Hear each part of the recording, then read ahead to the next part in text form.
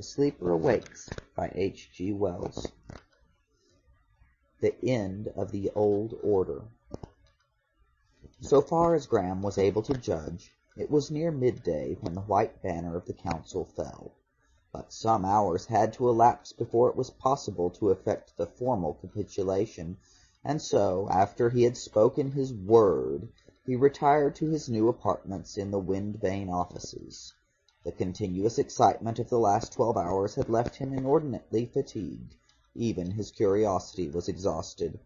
For a space he sat inert and passive with open eyes, and for a space he slept. He was roused by 2 medical attendants, come prepared with stimulants to sustain him through the next occasion. After he had taken their drugs and bathed by their advice in cold water, he felt a rapid return of interest and energy, and was presently able and willing to accompany Ostrog through several miles, as it seemed, of passages, lifts, and slides, to the closing scene of the White Council's rule.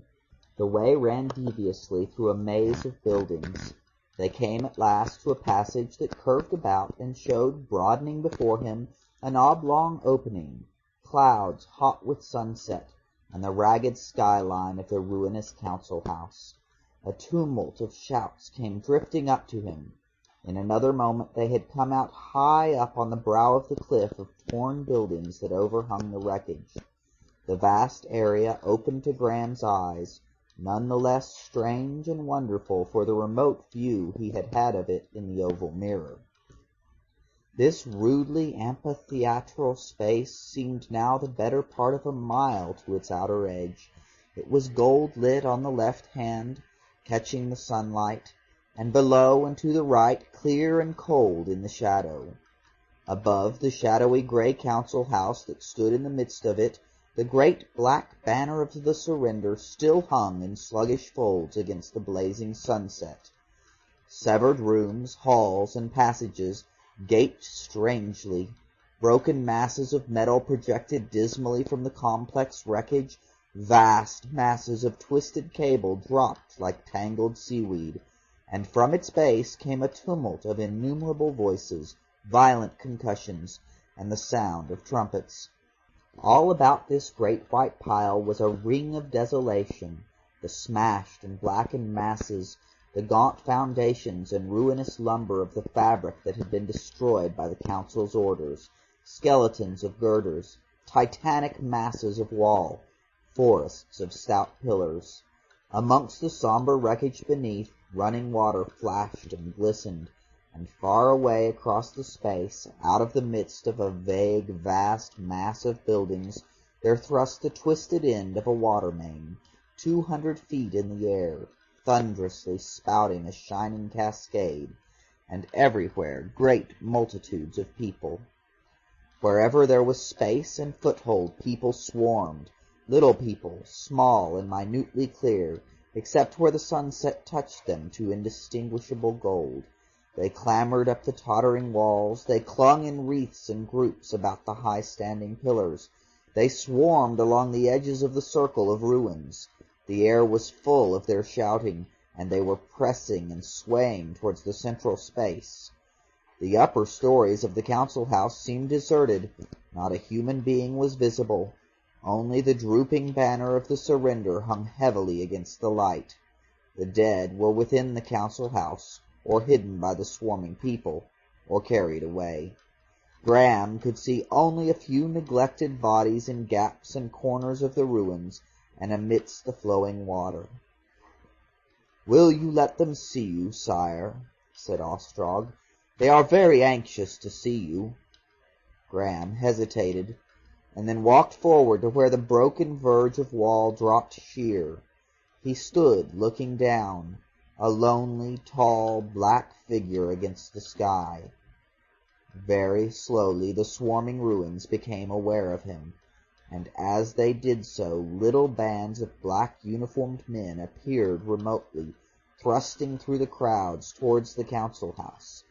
He saw little black heads become pink looking at him, saw by that means a wave of recognition sweep across the space.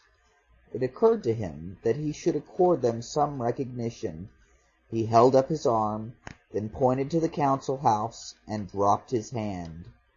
The voices below became unanimous, gathering volume, came up to him as a multitudinous wavelets of cheering. The western sky was a pallid bluish-green, and Jupiter shone high in the south before the capitulation was accomplished. Above was a slow, insensible change, the advance of night, serene and beautiful. Below was hurry, excitement, conflicting orders, pauses, spasmodic developments of organization, a vast ascending clamor and confusion. Before the council came out, toiling, perspiring men, directed by a conflict of shouts, carried forth hundreds of those who had perished in the hand-to-hand conflict within those long passages and chambers. Guards in black lined the way that the council would come, and as far as the eye could reach into the hazy blue twilight of the ruins, and swarming now at every possible point in the captured council house and along the shattered cliff of its circum-adjacent buildings, were innumerable people, and their voices, even when they were not cheering, were as the soughing of the sea upon a pebble beach. Ostrog had chosen a huge, commanding pile of crushed and overthrown masonry, and on this a stage of timbers and metal girders was being hastily constructed. Its essential parts were complete, but humming and clangorous machinery still glared fitfully in the shadows beneath this temporary edifice. The stage had a small, higher portion on which Graham stood with Ostrog and Lincoln close beside him, a little in advance of a group of minor officers. A broader lower stage surrounded this quarter-deck, and on this were the black uniformed guards of the revolt, armed with the little green weapons, whose very names Graham still did not know.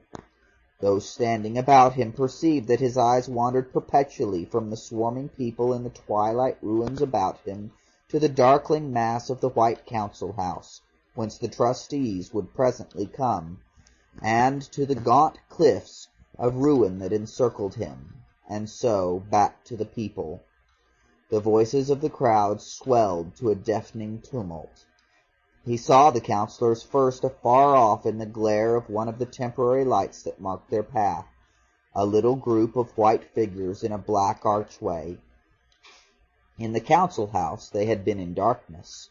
He watched them approaching, drawing nearer, past first this blazing electric star, and then that.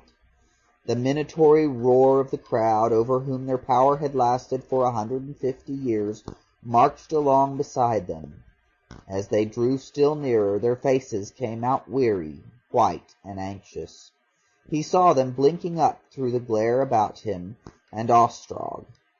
He contrasted their strange, cold looks in the halls of Atlas. Presently he could recognize several of them. The man who had rapped the table at Howard, a burly man with a red beard, and one delicate-featured, short, dark man with a peculiarly long skull. He noted that two were whispering together and looking behind him at Ostrog. Next there came a tall, dark, and handsome man, walking downcast. Abruptly he glanced up. His eyes touched Graham for a moment and passed beyond him to Ostrog. The way that had been made for them was so contrived that they had to march past and curve about before they came to the sloping path of planks that ascended to the stage where their surrender was to be made. "The Master! The Master! God and the Master!" shouted the people. "To hell with the council!" Graham looked at their multitudes, receding beyond counting into a shouting haze, and then at Ostrog beside him, white and steadfast and still. His eye went again to the little group of white councillors, and then he looked up at the familiar quiet stars overhead. The marvelous element in his fate was suddenly vivid. Could that be his indeed, that little life in his memory 200 years gone by, and this as well? End of Chapter 13. Recording by Robert Flock, www.allauthors.com.